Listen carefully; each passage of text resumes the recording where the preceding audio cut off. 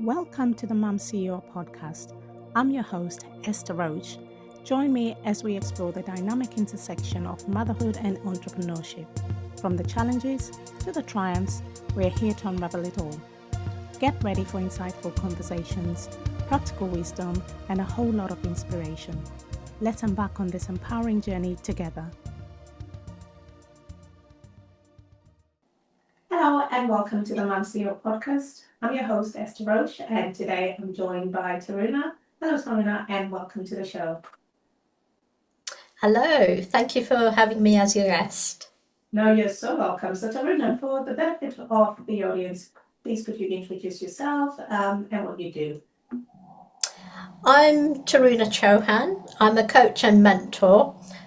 I help people with their personal development, and I like to see myself as the personal development alchemist because I look at all different areas of their life to see how they can improve areas of their personal development journey.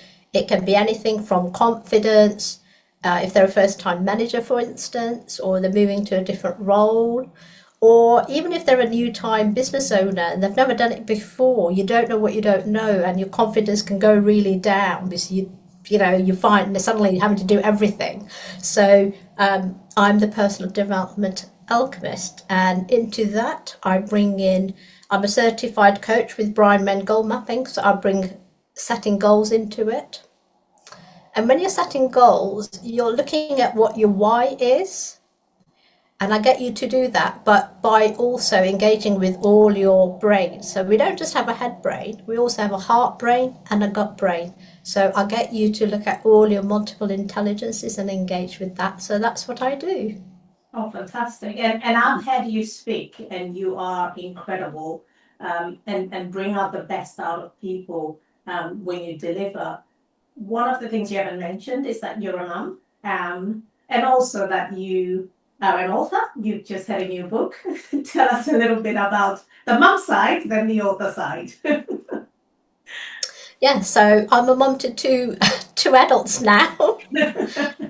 One is in Australia at the moment, and my son lives in Bristol.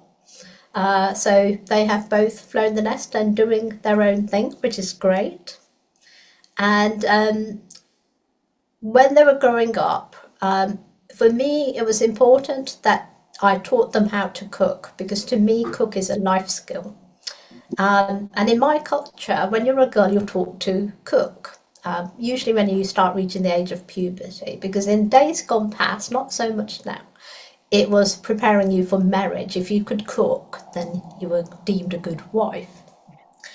So I was taught to cook by my mum and my siblings. I'm the youngest of 8. And I loved cooking, and I loved cooking. It was at a time when you were at secondary school, they taught cooking at school as well. So I was able to learn the European dishes as well. So I make mean profiteroles, by the way, as well as curries. And my love for cooking has never gone. And then sadly, when my mum passed away in 2012, about a year later, I was pondering and I realised that I never sat down with my mum to write her recipes down, because they were always handed down to me in the oral tradition. And she had them in her head because she wasn't educated. She taught herself to read, but she couldn't write. So when she passed away, she took all her pickle recipes with her. She used to make delicious pickles. So those got lost. And then a few years ago, it got me thinking, my children, as they're older, sometimes they'll say, Mom, I want to make X, Y, Z, then I have to write the recipe down. But when I'm writing it down, then I have to think about quantities, because when I was taught, it was all by eye. So it's a dash of this, a smidgen of that, and, a dollop of that, it was that kind of thing. Measures like cups. Very rarely that I measure things like in teaspoons and things. So I had to sort of learn that when they started asking for recipes. And then it got me thinking that because my mum's recipes were lost, I didn't want my recipes, the family recipes, cultural recipes, because I make specific dishes at Diwali time. So I thought, well, you know what? I'll actually write a recipe book and get it published. And it's been 3 years in the making, and it's actually just got published. And I'm really proud, because we're talking about mindset today. At times, I had to challenge my mindset about, oh, I'm not good enough. Who's going to buy my book? I'm not a trained chef. I'm just a home cook. Who am I to write a recipe book? So then I had to think, no, what is my why? And my why was bigger than that mindset coming in and the inner critic coming in. My why was that I wanted to preserve family and cultural recipes. So I wrote the book. Congratulations. Oh, well, I did see the video on socials about you, when you received the book and everything. And it looks incredible. And I love, there's nothing wrong with being a home cook. I love cooking. But like you, I think I learned a bit early on, so I write everything. So my kids are always like, yeah, we know where to go when we want a specific recipe. So I haven't published a book, but I do write my recipes in a journal. I just keep it in there, and anything I like, anything I make, I'm just like, it goes in there. But that's for the future, and it's so important to do that. But you mentioned things about mindset, and I know you talk about with business that 80% is mindset and 20% is strategy. How does that look like in real life? That split. Yeah, so for me, I think the important thing is you can keep on track if you got a big enough why, because to do things and take the actions you need to do on a daily basis, monthly basis. I work in 90-day cycles, so what do I need to get done in the 90 days that are coming up? What I find is, and even with my clients who I work with, it's having a big enough why. So the days when things aren't going great, you say to yourself, actually, yeah, I know what my why is. So if I just take this little action today to move me forwards, even if I'm not feeling it. And I think that's where you get that 80% of mindset. Mm-hmm. And I think it's also some days, even if you take a little action, that's a win. Doesn't have to be a 3-hour writing new content. It can be 30 minutes of straightening out your inbox, because that'll help you with the mindset as well. So I think it's those making sure that you're doing the little actions every day that helps you. And the other thing about mindset is, what are you doing physically as well? So it's, in this day and age, we're always working in front of screens. But what I've learned is the important about mindset is, what is that thing that gets you out of your own way? Is it going for a walk? Is it going to make a nice cup of coffee? Is it just having a little walk in the garden? So what I do is, when I'm, like my whole day, what does it look like? The night before, I'll have a look at the next day. What does my day look like? And then where can I fit in my walk? Because I try and go for a walk at least once a day. So where can I fit in my walk? If I can fit it in early in the morning, I'll do that. But sometimes if I have had a few meetings, like today, after this call, I'll be going for a walk after this.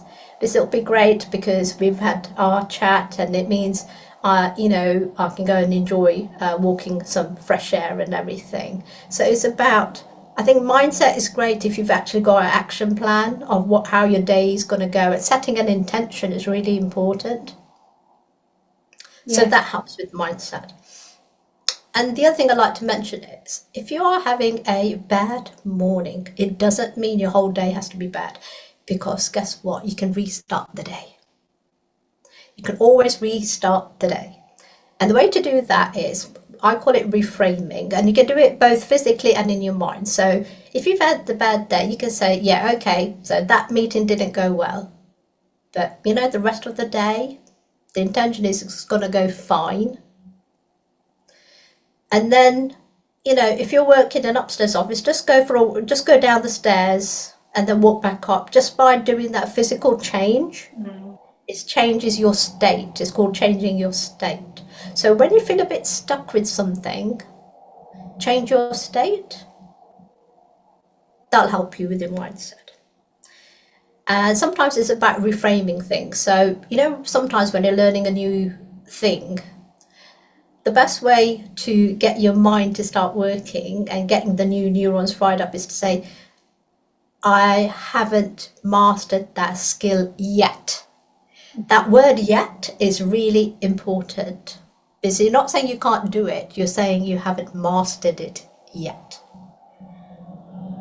So if you take on board those little things, those little nuances you can bring into your day, your week, really helps you with your mindset on a long-term basis.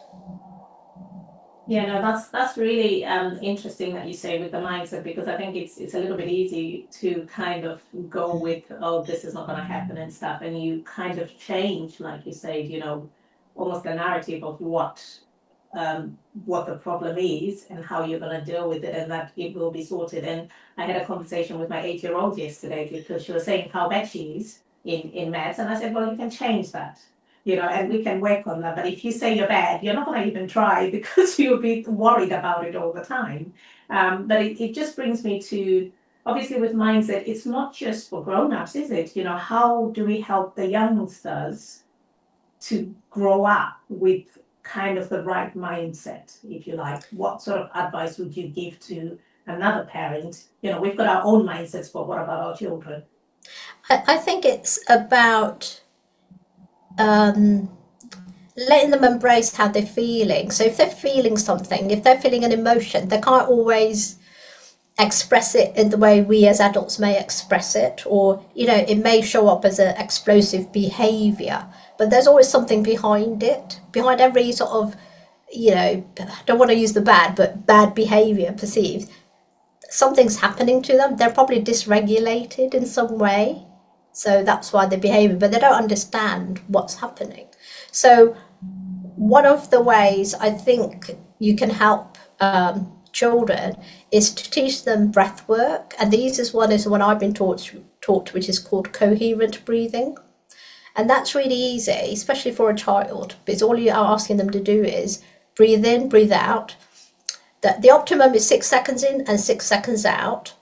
But if you can't do that, it's whatever you can do. So say they can do 3 seconds, then it's 3 seconds in, 3 seconds out, and you don't stop at the top.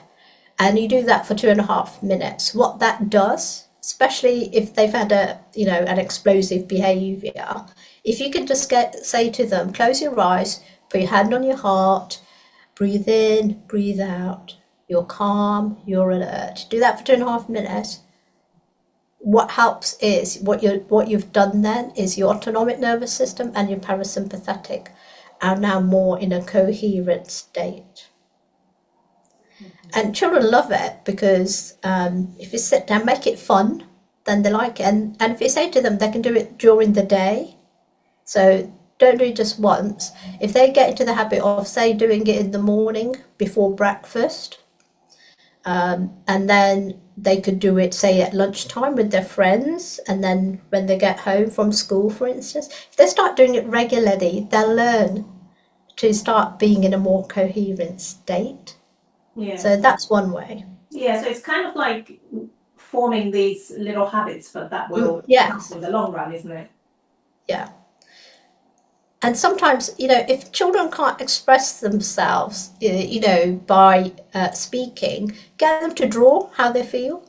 That's a good one. And sometimes it's about asking them, and how did that make you feel? Mm-hmm. Sometimes we don't ask them that, do we? No, and I think it's almost like, I don't know, I think things are getting a lot better now, but they still certainly the whole tendency of, like, as the adults basically are the ones almost in charge, and they just say what they think rather than having that open conversation and stuff. And I know people struggle with the boundaries and everything, but it's probably just having the boundaries and knowing, there's a difference in just having the understanding and asking the question, or in somebody just back chatting and not really. It's kind of a different thing, isn't it? You mentioned something as well earlier, which we were talking about, which is to do with goals, which is fine, because I know a lot of people love having goals and they write them down, but then don't really follow through and do the goal back inside. But you talk a lot about that sort of stuff. How can people tap into, not just writing down goals, but actually following through and doing a goal map? Yeah, the way to do that is because the way we were taught to write goals was, using the SMART mnemonic. And that's very linear and that's very left-brained. So when I do goal mapping and setting goals, I'm working with your whole creative brain, your logical left side and your creative right side. And we work in pictures as well. So I get you to draw, but now it's on a portal, so you actually just download photos. And what's even more, it's the message that you give to your subconscious. So when you use photographs that are personal to you, your subconscious picks that up more because it's got emotion attached to it. So that helps as well. And the thing is, with your goals, you look at your why. So why do you want to reach that goal? And you look at what is your main goal, but you'll always have subsidiary goals that fall into it. So just look at those as well. So how are they going to come into your main goal that you want? And often when people come to me, they'll say what their main goal is, but actually by the time I've coached them, we find that that's not the main goal. That may be the subsidiary goal. There's another goal that's actually the main goal. And by me asking the right questions, that comes out. And then once you've got that in place, it's about looking at who are you being or whose help do you need to then take the action. So for instance, when I was writing my recipe book, who was I being? I was being that home chef who had to rewrite the recipes with measurements in grams and, teaspoons and tablespoons. So when I was doing that and recreating that recipe, I was being the chef. Then when I was writing the book, I was being the author. So you're being different people at different times. So right now you're being the podcast host, but later on at 3 o'clock you're going to be mum. So who are you being? So each of us, we all have different personas that we are being. So it's being in the right persona for the action that you need to take at that time. Mm-hmm. That'll help you as well. And then it's the nitty-gritty. So when I decided I was going to write a book, it didn't just happen. I had to sit down and think about it. Right, okay, if I'm writing the book, then what do I want to have included in the book? So I had to think about chapter headings.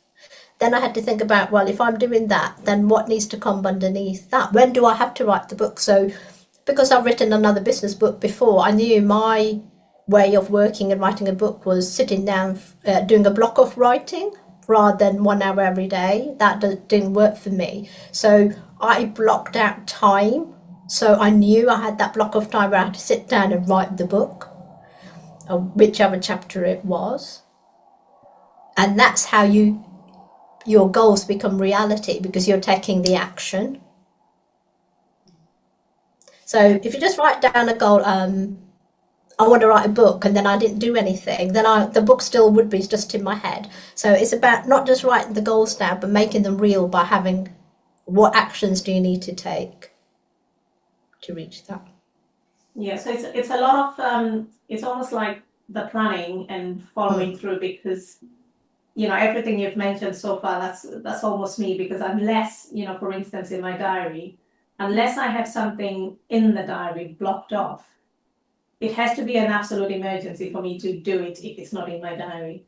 But otherwise, that is my guide, that is my go-to. I know what I'm doing. I'm not stressed out because I kind of know what's happening in my day. And I feel like, I've spoken to a lot of people that they find they get flustered really easily because there's just so much going on and there's all random bits, but they don't have a diary, or they've got 5 diaries. I have one. What sort of advice would you have? Because you're planning to, when you're going to do your walk, and you obviously choose the times that work for you, not somebody else. Yeah, so what I do is, because I use Google Workspace, in the calendar you have events, you have tasks you can do, and you can color code. I'll be honest, I don't think I've mastered the color coding yet. However, what I have mastered is I'll put all the tasks in that I need to do in the day. Mm-hmm. So because then it pops up as a notification. And what's really great and what your brain likes is when you tick it off is that you've completed it, because your brain likes a reward. So that's always good. So, and I'll be honest with you, you know, I plan my meals in advance. So I know each day what I'm cooking. So they go in the task as well. So every day I know what I'm cooking.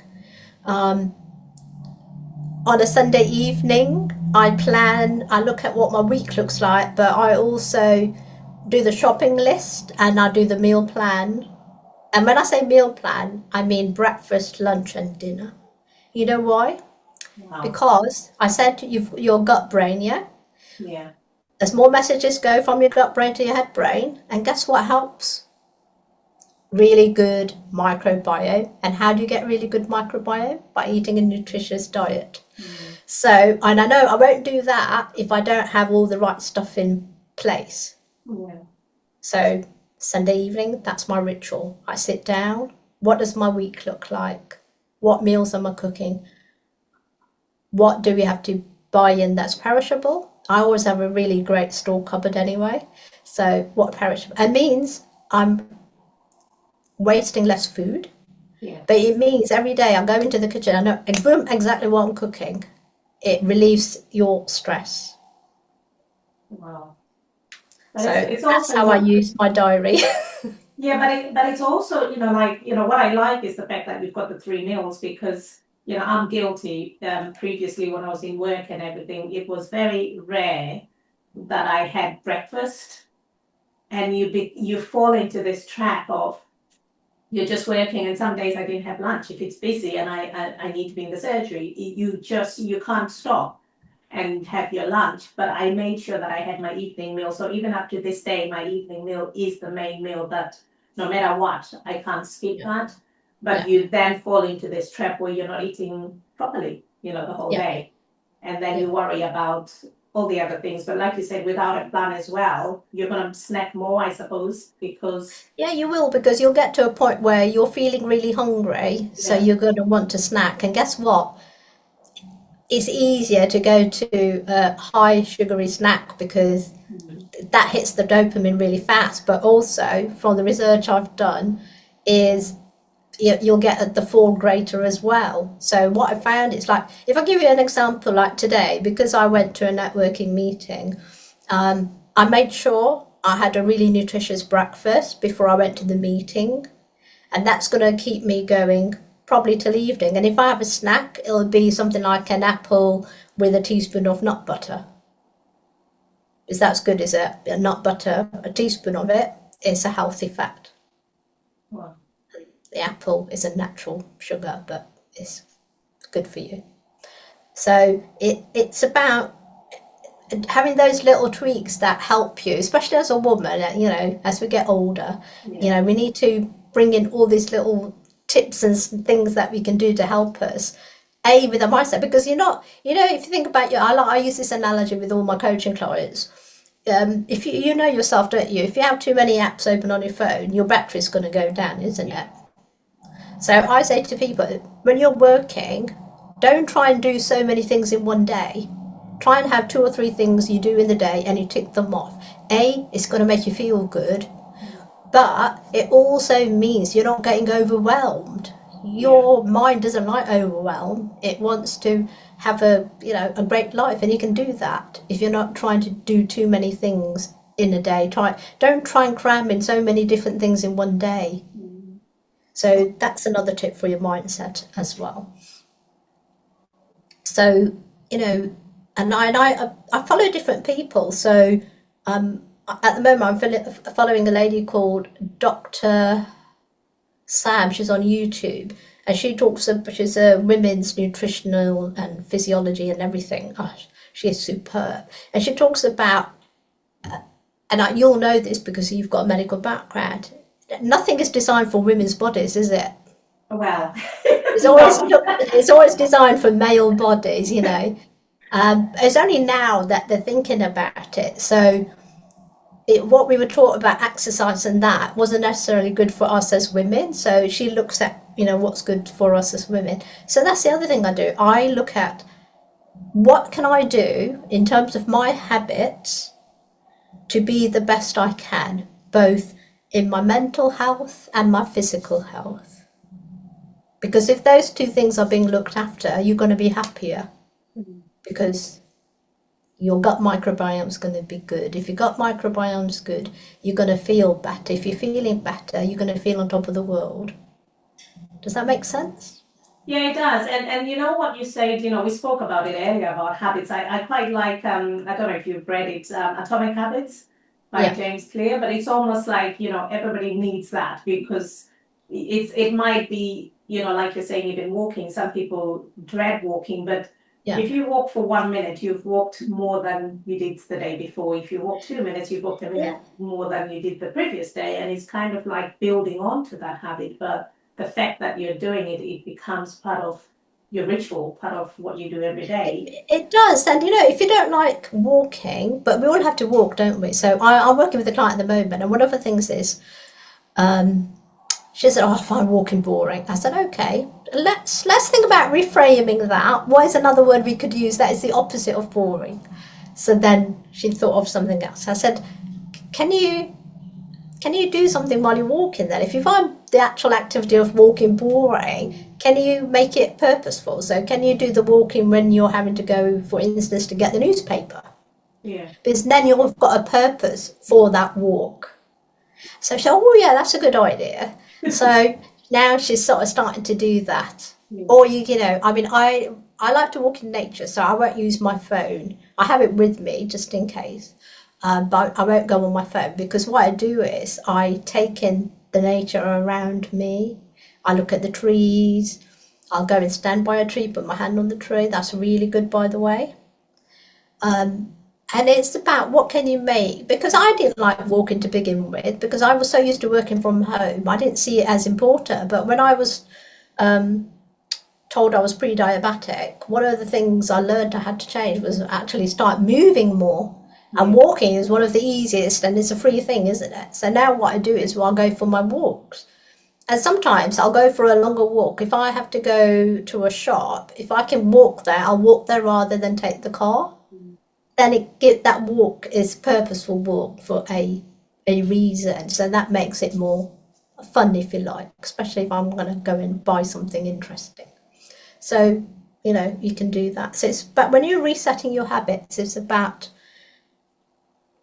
what's the reason behind changing it. So again, it always comes down to your why, but it's about what little tweaks can you make to make it more fun. So one of the things I do is, because I get bored if I do the same exercise every day, but I do like to exercise every day. So one of the things I've brought in is I do hula hoop in the garden, especially in the summer. I won't do the winter, it's too cold.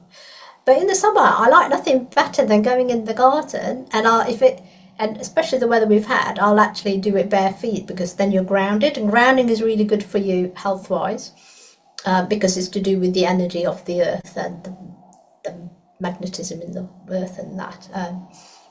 But and I only do it 5 minutes each way. You have to do it each way, right? Otherwise you'll have lopsided hips. But I love doing it, and there's a technique to it. So I taught myself the technique, but now I can do probably a good 10 minutes each way. Oh, wow. Yeah, that's incredible. I'm still, that's one I can't do. I've tried. But you can't do it yet. I can't do it yet, so I'm going to keep trying. What I love is all these things that you have in place. It doesn't always have to cost money. And I think that's another thing that stops people doing things, because it's always like, okay, I have to invest in this, I have to buy this. But like you said, walking is free. A hula hoop, you can pick them up very cheap. There's loads of things. If you don't like hula hoop, then a good exercise for women is jumping. Yeah. It's to do with your bone health. So you can get a skipping rope, or you can use a memory skim rope and just jump on the spot. So you're right, it doesn't have to cost anything, but if you try and do different things to help yourself, and this is the thing, isn't it? Yeah. It's within our powers to help ourselves. If you're waiting for outside somebody external to come and help you, it's not going to happen. You got to help yourself. No, that's true. And all the things you mentioned, though, are quite important, but sometimes I think they can easily be overlooked.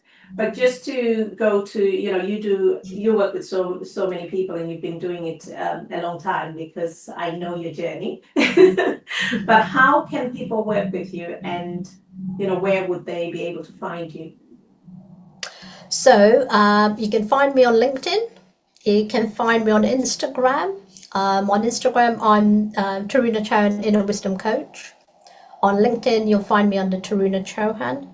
And my website is called tarunachauhan.com. So you can find me there. So I work with people in different ways. I can do workshops for teams around goal mapping. I can work one-to-one.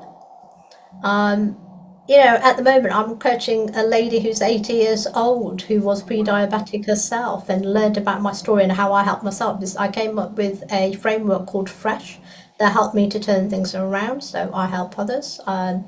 And I'm just finishing off writing the ebook, so people can buy the ebook and do it themselves. But then if they want some further help, they can get coaching from me to help them. So that's different ways you can work with me. Oh wow! You've got so much experience, and like I said, I've seen you and how much. Well, I've been in the rooms that you've delivered your talks in, and it's incredible, really, when you see everybody and how you get everybody involved. So that's another thing as well on your list of being a speaker. And you are brilliant at what you do. So that's really amazing. When the episode goes live, I will have some links so people can connect with you, and they can find you and reach you in order to work with you. But any sort of last words of advice or any tips that you'd like to give the audience at all? I would say I call myself the inner wisdom coach. You know why? One thing I have learned with all the coaching training and everything I've done is we do all have the wisdom within us. Sometimes you just need a guide to help you. But honestly, if you start engaging with your heart brain, your gut brain, as well as your head brain, you will start getting the answers that you're looking for. They are within us, and we just have to trust ourselves. And then if we need to, then we can go and get coaches to guide us. But we have got answers within us. We need to start trusting ourselves a lot more. So that's where I would say, trust yourself and find your inner wisdom. Perfect. Thank you so much, Taruna. It's been an absolute pleasure having you on the show. Thank you. I've enjoyed having a chat with you.